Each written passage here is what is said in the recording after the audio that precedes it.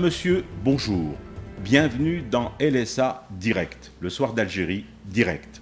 Une fois par semaine, une ou un invité. L'invité nous sera dicté le plus souvent, j'espère, par l'actualité, mais pas que. À nos yeux, il faut que cet invité ait quelque chose à nous dire, à vous dire. Format d'émission donc court, donc questions courtes, c'est les réponses de l'invité qui nous intéresse d'écouter. Aujourd'hui, Hassan Khlifati. Alors, pourquoi Hassan Khlifati? Pour une raison qui nous a semblé toute simple. Un discours actuel et ambiant se tient sur la nécessité d'une transition générationnelle. La rue a appelé et appelle à cette transition. Alors, qui mieux que le PDG d'Alliance Assurance pour incarner cette génération de quadras et de quinquagénaires, plein d'idées nouvelles, de véritables incubateurs de projets, d'initiatives. Hassan Khlifati, bonjour. Bonjour Hakim. Merci d'accepter d'inaugurer LSA Direct avec nous. Et tout de suite, cette première question qui me semble à moi évidente, peut-être qu'elle ne le semblera pas pour vous, mais je vous la pose. C'est quoi un patron d'assurance en déconfinement progressif? D'abord, je vous félicite pour cet espace et merci de m'avoir donné l'honneur de l'inaugurer. Je vous souhaite beaucoup de réussite et longue vie à ce nouveau-né dans la famille Le Soir d'Algérie. Un patron d'assurance dans le déconfinement, en réalité, on n'a jamais été confiné quand même. On est resté mobilisé sur le terrain, bien sûr, avec toutes les précautions d'usage pour essayer de se protéger, de protéger ses collaborateurs, de prendre toutes les mesures nécessaires. Mais là, on est en train d'avancer sur le déconfinement par rapport un petit peu à la reprise d'activité parce qu'on a subi de plein fouet le confinement brusque et de la population d'abord et d'une partie du pays. Après ça s'est élargi et ça a eu des conséquences sur l'activité, des conséquences sur nos clients, et là, on est en train de reprendre petit à petit, en apprenant aussi à tirer les leçons. Et l'une des leçons majeures, mis à part les mesures pratiques opérationnelles, sur le plan opérationnel, les bavettes, le gel, etc., moi je pense que ce soit pour les assureurs ou pour les entreprises ou pour les autorités publiques, c'est que on a découvert le degré de retard numérique qu'on a par rapport au fonctionnement de notre économie. Et je pense que c'est l'une des pistes qu'on tirera les leçons après ce déconfinement pour que l'Algérie accélère sa numérisation et sa transition économique vers le numérique. Je vous rassure, en termes de découverte du numérique et de la digitalisation, nous sommes logés à la même enseigne, oui. Nous découvrons avec enthousiasme aussi cette voie. Oui, et le soir, il fait des bons, des pas de géant, on le découvre avec plaisir ces derniers temps. Le soir, c'est-à-dire le passage vers le numérique, et c'est très bien. Bon, aujourd'hui, c'est Alliance Assurance. Et la question, vous me tendez la perche, est-ce qu'on peut continuer d'assurer de la même manière avant ou après la Covid? Non, enfin oui, globalement, mais aujourd'hui c'est un débat mondial qu'on a sur les conséquences de cette pandémie qui n'était pas attendue et que ni prévue et ni anticipée, et les assureurs dans le monde entier, il y a tout un débat. Qui prendra en charge les pertes, notamment les pertes d'exploitation? Parce que généralement les assureurs, et quand ils assurent un risque, bien sûr, il y a des calculs actuariels, il y a des anticipations, il y a des données statistiques. On peut assurer les catastrophes naturelles, on peut assurer mais les pandémies, n'ont pas jamais été prévues, surtout que la conséquence ou le risque, il n'est pas quantifié en dommages. Il y a des dommages financiers, mais pas en dommages matériels, c'est-à-dire ce verre il se casse, il a une valeur, on vous le rembourse. Donc ce débat il est entier aujourd'hui. Il y a même chez nos réassureurs, parce que comme vous savez, l'assurance elle fonctionne aussi avec un système mondial de réassurance, et nous sommes en train de discuter non seulement en interne sur le marché, dans nos entreprises, comment anticiper pour le futur d'abord d'acheter ces couvertures au niveau international et de les offrir aux locaux aux entreprises surtout. L'entreprise, ça s'entend de la petite TPE jusqu'à la grande entreprise pour anticiper les pertes financières que peut générer une pandémie inattendue et qui a mis aujourd'hui l'économie mondiale à genoux. Donc cette réflexion, elle existe, le débat il est ouvert, nous sommes en contact avec nos réassureurs et je pense que 2021, ça va ouvrir le champ à de nouvelles offres qui vont anticiper ce genre de risque. Vous anticipez justement sur ma question suivante. Est-ce qu'il y a, de manière plus directe, de nouveaux produits dans vos tuyaux, en préparation? Oui. Mais on ne peut pas le faire seul s'il n'y a pas la couverture internationale. Et c'est pour ça que je dis qu'aujourd'hui, au niveau international, les réassureurs sont en train de se préparer pour, je pense que d'ici, parce que vous savez, les grands rendez-vous de la réassurance à partir de septembre.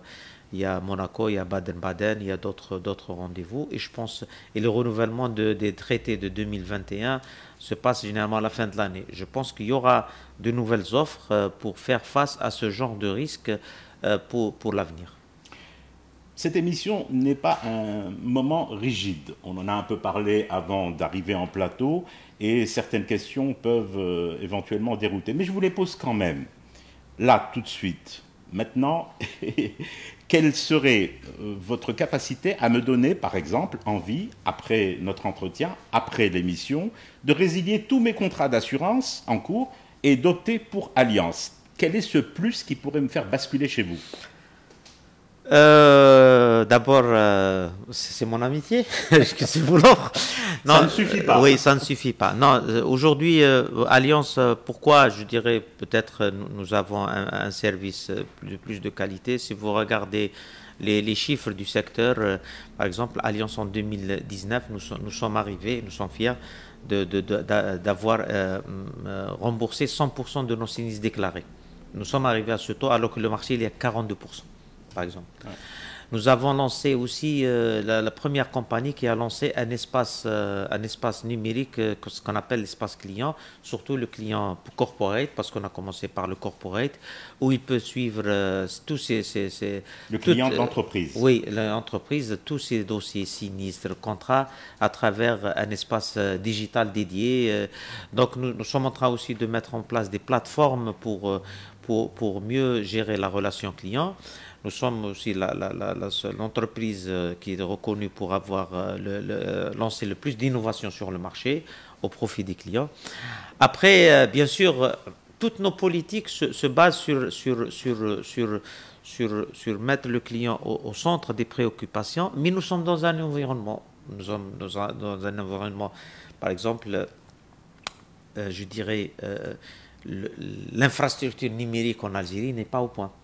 Donc on ne peut pas lancer beaucoup de services qui se basent, parce que notre métier se base sur les photos, sur des choses qui consomment de la bande passante. Et on n'en arrive pas. L'infrastructure numérique en Algérie, elle est très en retard pour permettre l'avancement très rapide d'une économie numérique. Et aujourd'hui, l'économie numérique, il ne faut pas se tromper, ne peut pas être portée par le mobile. L'économie numérique, elle doit être portée par le filaire. Donc aujourd'hui, je pense qu'Algérie Télécom doit encore faire des efforts pour donner plus de support aux entreprises pour développer les services. Donc moi, je dirais que pourquoi je vous encourage à opter pour Allianz, parce que Allianz, d'abord, c'est une entreprise qui tient à ses engagements. Et on continue à faire tout ce qui est notre possible pour donner aussi à nos clients tous les outils pour suivre notre activité, pour nous challenger et aussi pour casser les écrans de fumée entre le client et les premiers managers et lui donner toutes les possibilités d'avoir... Fluidifier la relation. Justement, à ce propos, on décrit souvent l'Algérien comme hermétique à la culture de l'assurance. C'est vrai ou c'est juste un mythe? Et si c'est vrai, avéré, À quoi est due cette défiance envers le produit assurance chez nous? Oui, c'est vrai, bien sûr que c'est vrai, parce que c'est dû, je vais commencer par la fin, c'est dû parce que l'Algérien a vécu pendant 40 ans sous le monopole administratif et d'obligation, l'assurance, il a vécu comme un impôt. Il n'a pas vécu comme un service, il n'a pas vécu comme une valeur ajoutée. Il était obligé d'assurer sa voiture et comme il y avait un monopole, l'assureur qui était en face, c'est comme un percepteur d'impôts. Il payait, il n'était pas obligé de lui offrir un service en face de cette prime. Depuis l'arrivée des entreprises privées, ça a commencé à changer, mais nous continuons à subir la discrimination et la domination du secteur public. Et aussi, le secteur a besoin de... Nous l'avons toujours revendiqué. Aujourd'hui, nous avons une dichotomie entre la tutelle et les entreprises publiques, c'est-à-dire la tutelle qui est notre superviseur ou Chapeau. notre voilà elle est aussi propriétaire des entreprises publiques. C'est une dichotomie qui fait qu'elle est jugée partie. C'est presque un schéma incestueux. Oui, et c'est pour ça on insiste pour faire en sorte qu'on ait une séparation, une indépendance entre la régulation, parce que c'est des marchés, c'est des secteurs très régulés qui obéissent à beaucoup de lois, entre la régulation et l'activité. Donc c'est pour ça aujourd'hui l'Algérien, moi je dirais que l'Algérien globalement il n'est pas contre, c'est un consommateur d'assurance. Hein. Ce que nous avons lu sur le passé, c'est qu'au départ du colonisateur, il y avait 452 succursales étrangères en Algérie. L'Algérien s'assurait, consommait du produit d'assurance. C'est le monopole, c'est l'instauration du monopole qui a fait perdre l'Algérien sa confiance. Et je vais vous raconter une histoire parce qu'elle est très importante. En 2006-2007, quand on est arrivé sur le marché, 2006, on est arrivé, notre premier contrat, nous l'avons vendu le 1er janvier 2006. Il n'y avait pas le produit assistance automobile en Algérie. On s'est posé la question, on nous a dit, ouais, non, ça ne peut pas marcher, les Algériens sont réticents, jamais ils vont consommer. Nous avons mis une année à monter un plateau et à mobiliser 30 dépanneurs qui ont accepté de jouer le jeu. Nous avons lancé notre premier contrat, nous l'avons vendu le 15 avril 2007. On était les seuls, les premiers qui ont pris le risque. On s'est jeté dans la bataille. Le premier dépannage, nous l'avons fait le 16 avril à 7 h du matin à Chlef. À Chlef, et le deuxième, c'était à Adrar. Donc, qu'est-ce qui s'est passé? Les gens étaient réticents. Aujourd'hui, nous gérons 10 millions de contrats. 10 millions de contrats. Et aujourd'hui, l'Algérien, le consommateur, c'est-à-dire qui a une voiture, il exige l'assistance automobile et toutes les compagnies se sont lancées après. Même les étrangers sont venus et se sont installés sur le marché. Pour dire que nous avons été les leaders, nous avons été les précurseurs, mais que l'Algérien accepte parce qu'il connaît la valeur ajoutée qui est derrière. Il accepte de payer, mais il ne faut pas lui faire payer des choses.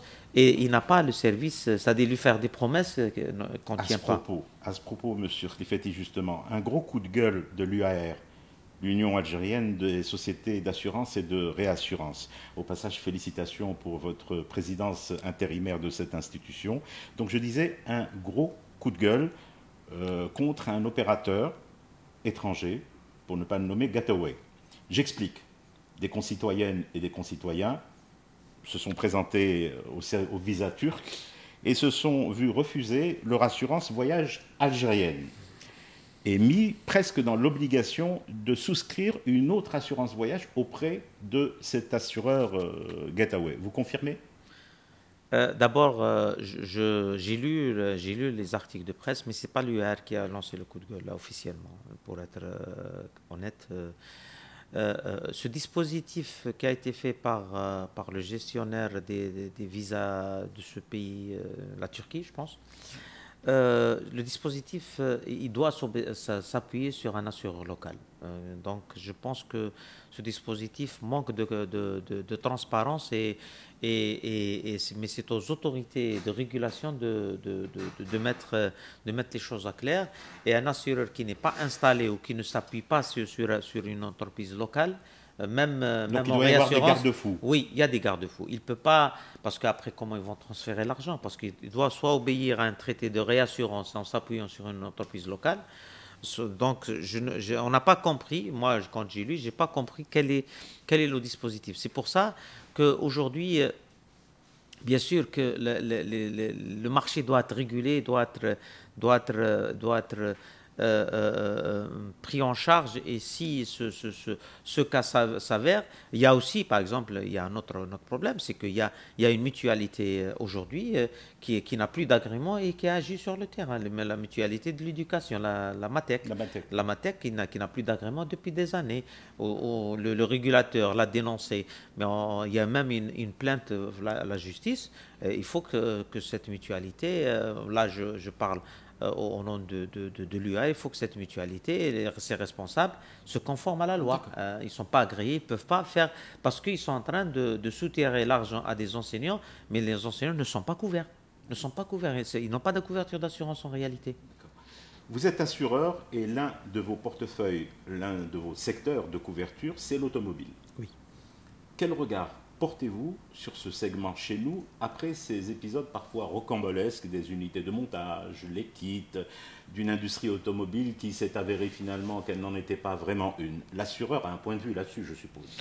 Oui, bien sûr, parce que l'automobile, c'est aussi la locomotive du secteur. Aujourd'hui, l'automobile, en général, elle représente 55% de notre marché. Donc, et elle est obligatoire. Et quand il y a de nouvelles immatriculations, nous souffrons autant que les concessionnaires, parce que ces allers-retours, un pas en avant, deux pas en arrière, nous déstabilisent.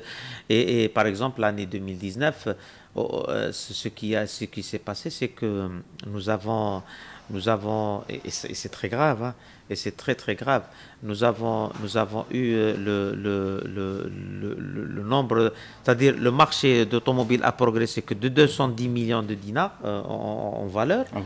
Sur 2019 par rapport à 2018, mais les sinistres ont augmenté de 10 milliards de dinars, 50 fois plus. D'où un déséquilibre terrible. Terrible, bien sûr, 50 fois plus. Ce qui fait qu'aujourd'hui, nous sommes dans une situation, parce qu'à un certain moment, les années fastes, si on peut dire les choses comme ça, quand on immatriculait 300 000, 400 000, 500 000, on voyait que le marché, la croissance du marché était de 15-20%. Mais aujourd'hui, on a une croissance très, très basse en automobile. Mais entre-temps, elle est contrebalancée par la sinistralité galopante et aussi, pas des moindres, et ça c'est très important, et c'est la guerre, enfin c'est la lutte qu'on porte sur le marché, c'est le manque de régulation, la guerre des prix, le dumping. Oui, mais à ce propos justement, M. Khlifati, dit plus crûment, et là on entre de plein pied, même si on y était déjà un peu dans le débat économique, n'avez-vous pas l'impression d'une sorte d'extraordinaire séquence, celle sur l'automobile, hein, ou une longue séquence où c'est en fait une sorte de bricolage et d'improvisation qui ont prévalu?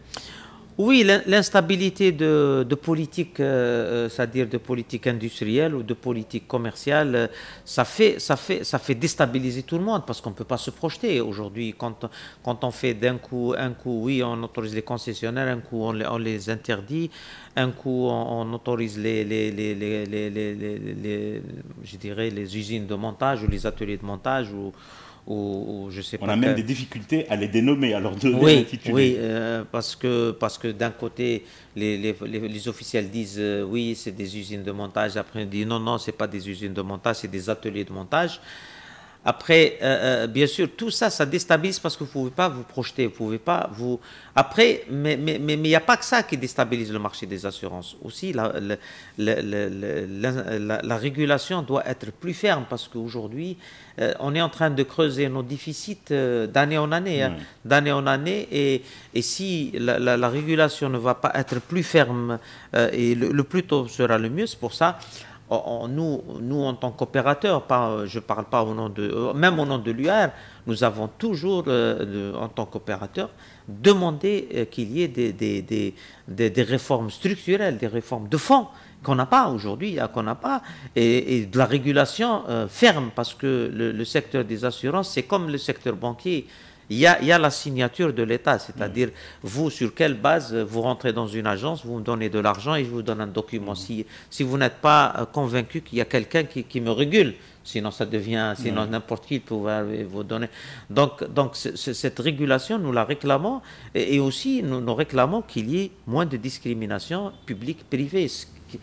Qui dans les textes, elle existe, la non-discrimination, elle existe, mais dans la réalité, il y a de la discrimination, il y a beaucoup de problématiques, que ce soit pour l'accès au marché public, et nous avons des cas, et aussi pour qu'il y ait une régulation plus ferme, pour mettre un peu un terme à certaines pratiques qui fragilisent les entreprises d'assurance et qui fragilisent le secteur à long terme, et qui sera difficile après de mettre. Aujourd'hui, par exemple, nous avons 2020, nous avons cette histoire. Nous avons vous savez que le contrat d'assurance, c'est le contrat le plus taxé en Algérie. Quand vous lisez, il y a une seule ligne de la prime d'assurance. Après, vous avez le timbre gradué, le timbre de dimension, vous avez la TVA. Et maintenant, on vient de nous rajouter la taxe de pollution. Et nous a chargé d'office de la collecter. Sans nous demander de notre avis, nous avons bon, on peut le faire pour le secteur public peut-être, parce qu'il y a une imbrication entre le trésor public en tant qu'actionnaire et en tant que gérant. Mais pour le privé? Pour le privé, c'est compliqué un peu de le faire. Bon, nous le faisons parce que nous ne sommes pas des rebelles, nous sommes respectueux des lois. Mais aujourd'hui, cette taxe, elle a fait un massacre sur le chiffre d'affaires des compagnies d'assurance. Cette taxe, ce n'est pas le citoyen qui est en train de le payer. Notre constatation, après 6 mois, c'est le chiffre d'affaires des compagnies qui a baissé pour payer cette taxe. Vous appelez en fait de tous vos voeux à une sorte de reprise de responsabilité aussi des principaux acteurs. Pourquoi j'aborde cette question de la responsabilité? Parce que sur cette période des 20 dernières années, on a souvent entendu des responsables, lorsqu'on leur posait la question sur leur parcours, dire qu'il était difficile de quitter le navire, disons le mot, de démissionner, le système ne le permet pas. On a entendu souvent cette remarque. Si je ne m'abuse, vous avez démissionné. Vous avez claqué la porte du FCE, corrigez-moi si je me trompe, c'était en mai 2019. Oui. Donc c'est la preuve, vous êtes la preuve vivante qu'on peut à un moment donné dire stop, ça suffit, je ne marche pas. Oui, bien sûr. J'ai démissionné, j'avais d'abord, bien sûr, il faut savoir tirer les conséquences, et ne pas cautionner. Vous savez, moi, en 2014, l'ancien président du FCE, quand il a été désigné à la tête du FCE, il m'avait choisi dans son équipe, mais que j'avais posé des conditions avant. J'ai dit voilà pourquoi. Et quand j'ai vu que les conditions, je suis monté le voir, j'ai dit Monsieur le Président, je vous félicite, mais je décline, je ne travaille pas avec vous. Mais je reste membre du FCE, je reste. Après, quand j'ai vu les différentes dérives qu'il y a eu les 4 ans avant le 2019, j'ai démissionné le jour où aussi, quand j'ai vu que les mêmes pratiques avec les anciens collaborateurs de l'ancien président étaient reconduites. Et j'ai démissionné parce que j'ai dit, je ne cautionne pas. Je ne vais pas cautionner une élection, c'est-à-dire où il y a eu de la fraude à l'avance. C'était le même système qui a été reconduit. Donc je voyais que j'allais jouer le lièvre caution. Oui. Et je n'ai pas accepté, j'ai dit non. D'ailleurs, ce qui est un peu particulier, c'est que le 13 mai 2019, j'avais écrit une lettre de plusieurs pages où j'ai exprimé ma candidature aux membres du FCE et je l'ai appelé rupture et changement. Rupture et changement, j'avais dit il faut faire une rupture avec les pratiques de passé, il faut changer le nom et le logo.